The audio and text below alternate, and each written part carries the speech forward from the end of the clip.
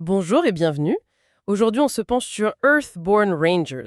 On en a pas mal parlé dans notre dernier article, vous savez, ce jeu et ses nouvelles extensions. Oui, l'héritage des ancêtres, les entendants de la vallée, et puis la petite dernière, instantanée de voyage. Exactement. L'idée, c'est vraiment de partager notre ressenti, notre analyse, après l'avoir testé nous-mêmes. En toute indépendance, bien sûr, on n'a rien reçu de l'éditeur. C'est important de le préciser. Et comme on le soulignait dans l'article, c'est un jeu, comment dire, Clivant. voilà, clivant. Très contemplatif, basé sur l'exploration en monde ouvert. On est loin, très loin des dungeon crawlers classiques, quoi.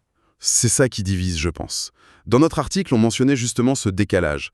D'un côté, il y a ceux qui attendent peut-être plus d'action, du combat épique, Mhm. et de l'autre, ceux qui accrochent à cette ambiance d'aventure plus pittoresque, cette découverte de technologies oubliées, un peu à la Numenera. Oui, cette ambiance science-fantasy particulière. Tout à fait. Et puis ce système de deck building qui change, qui n'est pas centré que sur le combat. C'est souvent quand un jeu sort de l'ordinaire comme ça qu'il polarise. C'est plutôt bon signe en général. C'est vrai.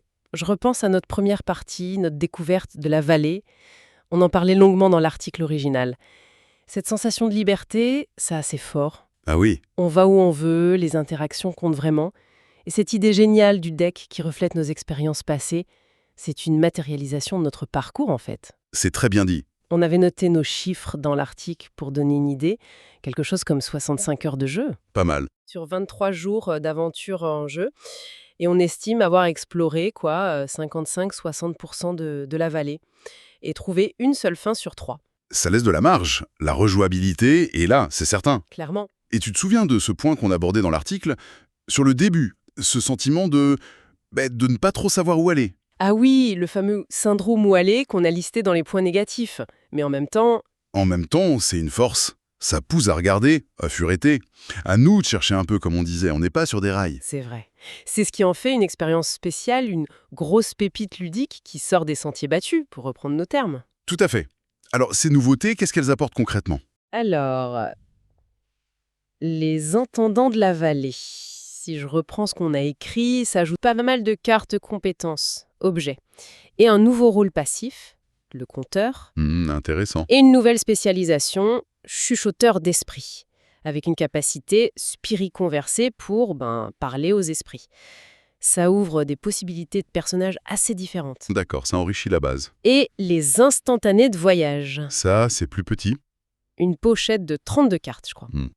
Ça ajoute des petits événements narratifs aléatoires pendant les déplacements, pour varier les plaisirs, quoi. Plus de surprises sur la route, sympa. Et le gros morceau, l'héritage des ancêtres. Ah là, c'est une campagne complète. On estimait dans l'article environ 30 jours en jeu, peut-être 60 heures. Aussi longue de la première, donc. Oui. Et ça se passe dans une narcologie souterraine estienne. L'ambiance est très Numenera, encore une fois. Technologie ancienne, créatures biomécaniques, c'est assez dépaysant. Ça promet vraisemblablement. Et il y a aussi les options pour deluxifier le jeu, c'est ça? Pions en bois, rangement. Oui, pour ceux qui aiment avoir un beau matériel. Et la petite surprise de dernière minute qu'on avait glissée dans l'article, l'annonce d'une nouvelle vague d'extension en VO, Ah oui, qui étendrait certaines zones comme Flèche, avec de nouveaux PNJ, des cartes chemin et une boîte Moments from the Valley. on croise les doigts pour qu'Intrafin nous traduise tout ça. Carrément.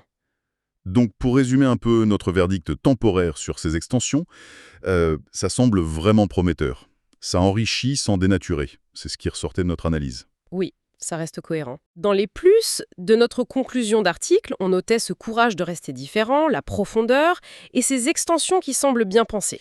Et dans les moins, Toujours ce petit flottement au départ. ouais, ce où aller, le rapport matériel-prix qui peut faire discuter et, bien sûr, l'investissement en temps. Faut être clair là-dessus. C'est crucial.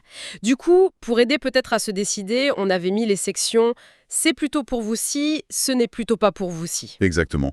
En gros, si on aime l'exploration poétique, post-apo, les univers à la Numenera, le deck building narratif et qu'on a du temps, foncez. ». Par contre, si on cherche de l'action H24, qu'on a besoin d'être très guidé ou qu'on joue par sessions très courtes, Là, c'est peut-être moins adapté. C'est un jeu qui demande de s'immerger. c'est ça.